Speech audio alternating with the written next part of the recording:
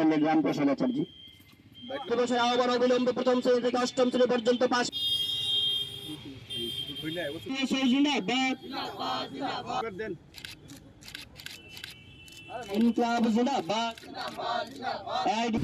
আজ 28 ডিসেম্বর ভারতবর্ষের বিপ্লবী ছাত্র সংগঠন AIDSU all India Democratic student অর্গানাইজেশনের 69তম প্রতিষ্ঠা বার্ষিকী। আজ 1954 সালের আজকের এই দিনটাতেই আমাদের বিপ্লবী ছাত্র সংগঠন AIDSUর জন্ম লাভ হয়।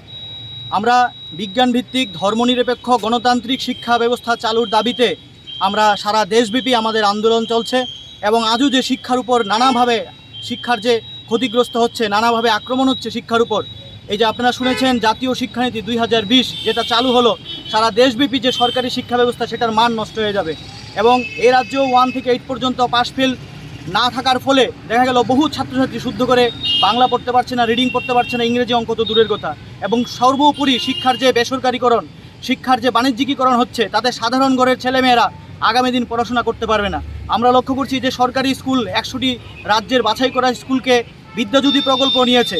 বিভিন্ন পত্রপত্রিকায় আসছে যে ছাত্ররা এখন বিদ্যাজ্যোতির ফিস আদায় দিতে না পারাতে ছাত্ররা স্কুলে যাচ্ছে না। ফলে এই যে শিক্ষার উপর ক্রমবর্ধমান আক্রমণ, এই আক্রমণকে প্রতিহত করা দরকার, সরকারি শিক্ষা ব্যবস্থাকে রক্ষা করা দরকার।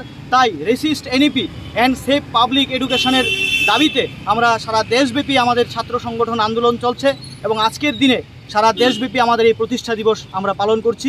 তারই অঙ্গ হিসেবে আজকে আমরা এখানে শহীদ বেদি স্থাপন এবং শিক্ষার বিভিন্ন দাবিতে আমাদের এই বিক্ষোভ কর্মসূচি আমরা পালন করছি। আমি রামপ্রসাদ আচার্য, রাজ্য সম্পাদক।